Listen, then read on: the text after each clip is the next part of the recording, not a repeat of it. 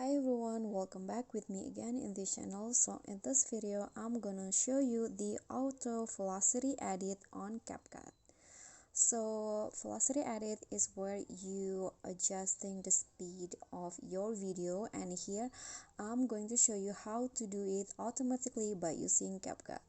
First, after you add your video, you can just click on the video and then here go to style, click on style, and then swipe until you find the video effects.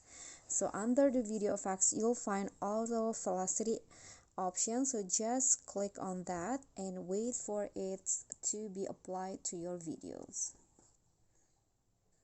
Okay, so now the auto velocity edit has been applied to my clips, but you can also adjust it again. You can choose the interval between the two beats, so I'm going to just go with 0.5 seconds, and after that you can just go back and click on the check icon.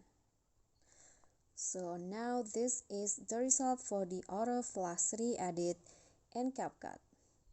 Thank you guys so much for watching. That's all from me. Don't forget to subscribe, like this video, comment, and also click on the thanks button. Bye.